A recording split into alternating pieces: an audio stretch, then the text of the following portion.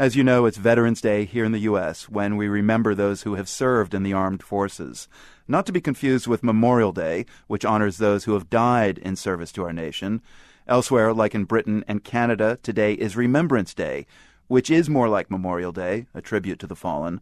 In many countries, they wear red poppies on their lapels on this day, a nod to the poppies that grew in Flanders fields in Belgium, the battlegrounds where many soldiers died in World War I.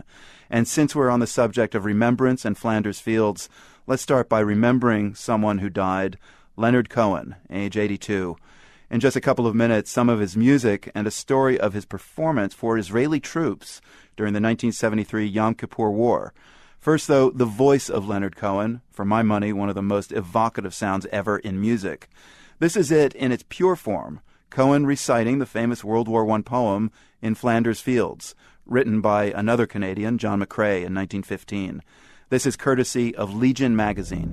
In Flanders fields, the poppies blow, between the crosses row on row that mark our place. And in the sky the larks, still bravely singing, fly, scarce heard amid the guns below. We are the dead. Short days ago we lived, felt dawn, saw sunset glow, loved and were loved, and now we lie in Flanders fields. Take up our quarrel with the foe. To you from failing hands we throw the torch. Be yours to hold it high. If ye break faith with us who die, we shall not sleep, though poppies grow in Flanders fields. Wow, that voice. The poem In Flanders Fields for you on this Veterans Day, recited a few years ago by none other than Leonard Cohen.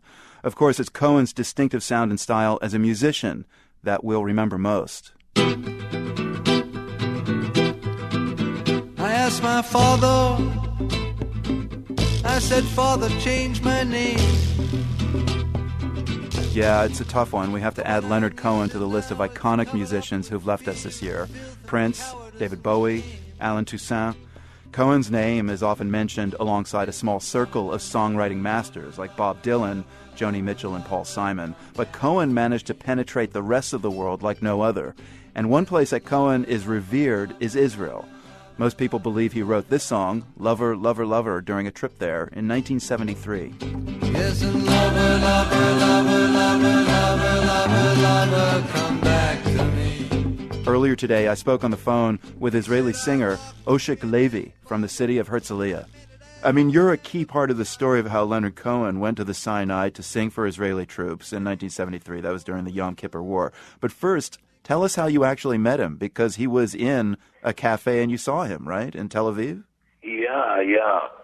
I walk in Dizengoff and I go to my coffee that I sit there usually.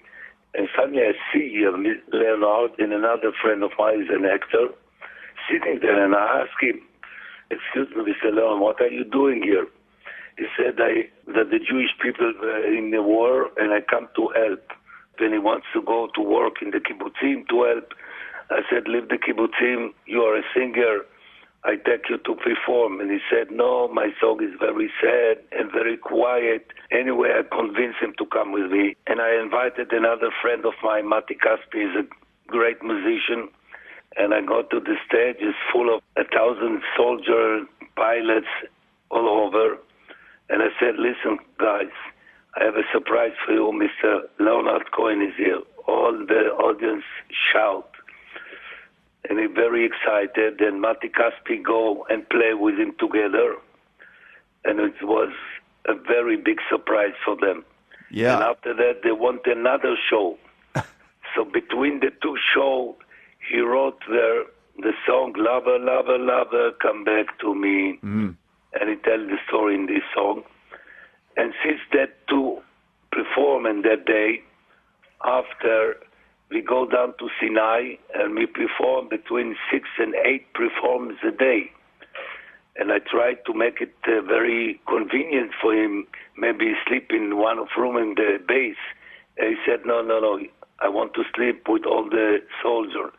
So we sleeping on a blanket in what we call shekem. It's a kind of cantina for a soldier on the floor. And all the night we talking about philosophy, Judaism, everything.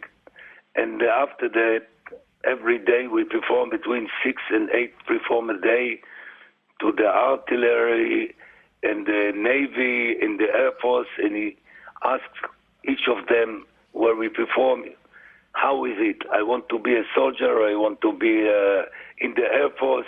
He's so, involved on the emotion in this situation. Until that Kissinger arrived, it's after a month, and he said, when the political came, I'm left. And that's it. What a powerful moment for the soldiers in the Sinai. But, I mean, even today, 2016, everyone in Israel knows this story. Yes. What was it about this visit that made it such a powerful moment for Israeli history? I make it very publicity because it's kind of, what can I tell you, a singer, a name like Leonard Cohen, so big, come here and perform during the war. Nobody do it. Leonard Cohen, obviously, he's Jewish. He writes songs and even kind of references Jewish scripture. What's the one piece of wisdom Leonard Cohen left you with that you hang on to today? Wisdom of life. And the last record that I heard and the article that wrote about it, that what he say, I'm ready to go now.